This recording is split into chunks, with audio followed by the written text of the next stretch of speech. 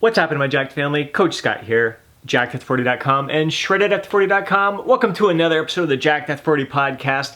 Today we're going to talk about a lot of different hacks out there for eating out when you're trying to get lean after 40. I'd love to hear from you what hacks have worked best for you, how you approach eating out when you're trying to get lean after 40. So be sure to drop a comment down below. If you enjoyed this podcast, please do me a favor and smash that thumbs up button. I'd really appreciate it. Hack number one is to eat less or eat lighter throughout the day so you have more calories to work with at night. And that can be a fantastic strategy for a lot of people. They get to enjoy that meal to the fullest, guilt-free, because they're not going overboard with their calories for the day. They're still hitting their calorie target. Problem is, for some people, eating less throughout the day, by the time they get to that dinner meal, they're out with friends and family, once they have that first bite, they just cannot shut it off and they end up eating out of control. So even though they may have saved 1,500, 2,000 calories for this dinner meal, they may just not be able to stop themselves and end up eating 2,500, 3,000 calories and eat in a calorie surplus. So eating less throughout the day in order to save more calories for dinner ends up backfiring and you eat more. And this brings us to hack number two, which is to actually eat a meal before you go out. So by the time you get to the restaurant, you're already feeling satisfied. You don't have much of an appetite, which can be a good strategy, but the thing is, if you get to that restaurant and you see some items on the menu that you haven't had in a while, and the temptation is just too strong for you to resist, and you end up having that meal on top of the meal that you just had there, once again, you're in a situation where you are consuming above and beyond your calorie target for the day. So having that meal beforehand really didn't do you any benefit because you ended up having that meal at the restaurant anyways and you couldn't resist it. So even though you weren't hungry at the time, it's just that temptation of the food being there, which is too difficult for you to resist. So again, it's a situation where it may not work for you. Hack number three is to focus on consuming mostly protein throughout the day, hardly consuming any fats leading up to that meal. The idea is that protein is very difficult for your body to store as fat. Its preference to store fat is from fat sources. So although you're still aiming to hit your calorie target for the day, maybe even being in a slight surplus, if you're consuming mostly protein through the day, it's less likely that that food is going to be stored as fat. Interesting hypothesis, I guess you could say, interesting approach. I wouldn't be using that all the time. I think it's somewhat questionable. I think if you're going to be eating calories in excess, anyways, you're in a surplus, you're going to be storing fat. It's just, if your fat is minimal intake throughout the day, chances are you may not be storing as much as if your fat intake was higher throughout the day. So that is an approach that may work for some, and in some cases that may work because higher protein intake for some people may be more satiating to them. It may fill them up more, it may sit in their stomach because it takes longer to digest, and they get to that dinner meal as well and they're not quite as hungry. But then again, for some people it may backfire because they've mostly just been having protein throughout the day, and then their cravings for like carbs and fats is like through the roof and they're like ready to devour all those things and they can't control their appetite at that point. So once again, can work for some, can really backfire for others. Hack number four is to eat normal throughout the day and then just make the healthiest option that you can make when you get to that restaurant. And I should say healthiest in quotation marks there, but instead of, let's say you look at the menu and you would love to have that chicken carbonara that is loaded with bacon and just a thick, fattening sauce. It's absolutely delicious, and you know you got the bread tray in the beginning there, and just maybe even some other desserts afterwards. Instead of making those options, you choose to go with like a lean protein and veggies. So you go with like maybe a salmon or some sort of fish or chicken and veggies, and you decide to not go with any carbs, or you go with something that is very low in fat as well. So your total calories for that meal is going to be lower. It's still a very satiating meal. Like lean protein and veggies, very, very satiating combination when it comes to food volume. You can have a large fillet of salmon and a plate full of veggies and it really not tally up to a whole bunch of calories. And a lot of times you go to these restaurants and they prepare those meals deliciously. They're absolutely fantastic. Sure, there's going to be some hidden calories in there they got to be careful of, some maybe the oils that they cook with or whatever, but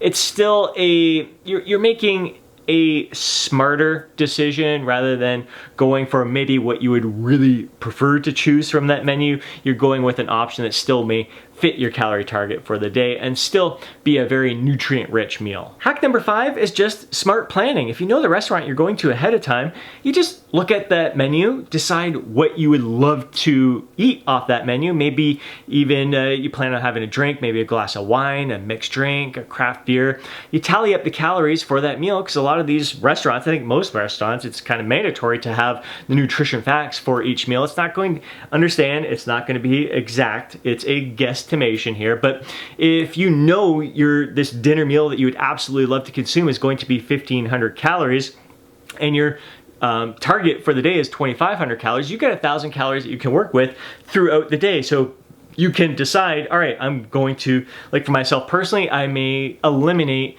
the Greek yogurt and berries that I have. It's like roughly 300 calories or so. So I can eliminate a meal that's going to help out, or I may, instead of having a cup of oats, I could have a third cup of oats or 2/3 cup of oats with one of my meals. Instead of 4 eggs, I could have 3 eggs. In my shake, instead of having a whole cup of kefir and a whole cup of unsweetened vanilla almond milk, I can maybe eliminate the cup of kefir, or just half a cup of kefir. Just find little ways where you can reduce the portion sizes of each meal throughout the day and still consume the meal that you enjoy. You're taking the guesswork out of it. It's not so much just eating less throughout the day, it's eating less with intention, so you know, all right, this is what I'm going to eat at night. You go in with a plan.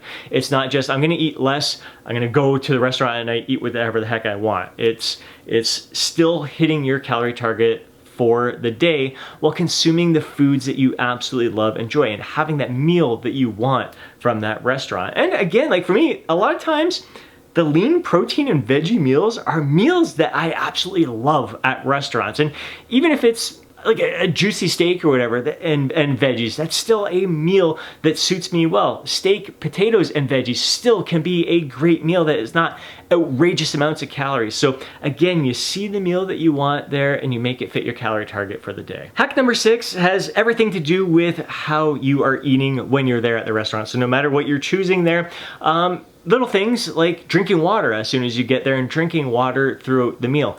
Taking your time eating. I mean, this is stuff that you should be doing on a regular basis anyways. Like, most of your digestion should be, really a key to it is chewing in the beginning, like chewing your food. It's amazing how quickly so many of us eat. Like, we take a couple little bites and then swallow it and really put a lot more strain on the rest of our digestive system than really needs to be on. If we took our time and chewed the food a lot more, we would savor each and every bite a lot more.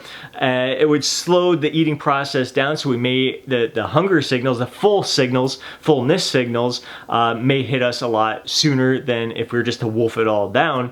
Oftentimes we find that we just get through a meal really quick, and then we still think we're hungry, and then 20 minutes later we're like, oh my god, I'm so full. So if you really take your time, not only are you savoring every bite, oftentimes you're savoring the company that you're with. So really engaging in conversation. Like, don't be afraid, take a bite, chew your food nice and slow, put the fork down before you take another bite. Like, engage in conversation. You don't have to be like chewing and talking with your mouth full and all that. Take your time with the meal. But again, drinking water throughout, savoring each and every bite, and really taking advantage of the important part of the digestion process, which begins in your mouth. So little things like that, just savoring it. Again, that's the beauty. Like, this whole lifestyle is about living our life to the fullest and making the most out of each and every moment. And when you're present in the moment, really becoming aware of the flavor and the taste. Like, if you're wolfing it down, you're not tasting that meal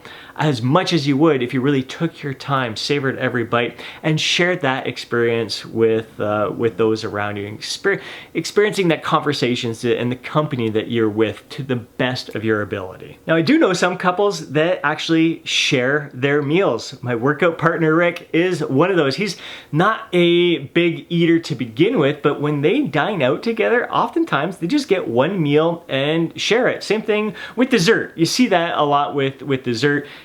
That is a fantastic way to if you want to have that little taste and enjoy that experience, and you get to enjoy that with others as well. You're savoring your bite. You get to hear the response, the reaction from other people, how much they're enjoying the dessert. If you're sharing the meal with another person, you get to hear how they're enjoying that same meal that you're having.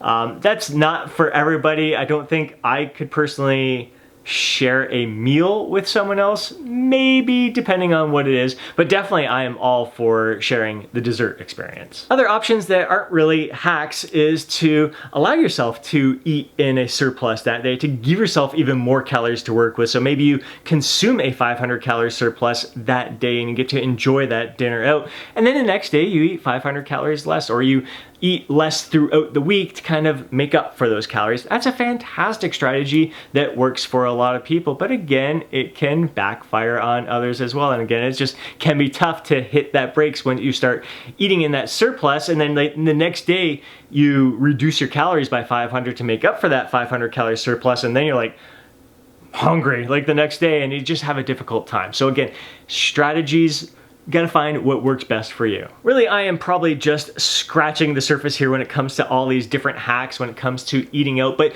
the point of this podcast today is to show that there are so many different options available, and a lot of them are contradicting each other. You could eat less throughout the day or eat more throughout the day so you don't feel hungry by the time you get there. And again, some are gonna work. One approach is gonna work for someone and it's not gonna work for another. It can completely backfire. So it is really important that you have a heightened sense of awareness yourself. You gotta know yourself. And when it comes to like even alcohol as well, like know that your inhibitions can be lowered when you're consuming alcohol. And you gotta really go in with a game plan, telling yourself, like committing, make it non-negotiable that, all right, you're going to have that one drink, maybe 2 drinks. This is the meal that you're going to have. You're not going to have dessert, or you're not going to have anything in excess. You're not going to have the bread beforehand. Whatever it is, you need to make it non-negotiable because you already have it planned out, the calories that you're going to consume for the day. So just know that your inhibitions are going to be dulled if you're consuming alcohol, and you need to stick to your guns when it comes to your plan. Because the plan is great. You're still going to be consuming the great foods, the great drinks. You're going to be enjoying it all, and you can do this all again another time. It's not like this is going to be the last time you're ever going to dine out. So yeah, again, but the point is that it's not, there's going to be different approaches work for different people.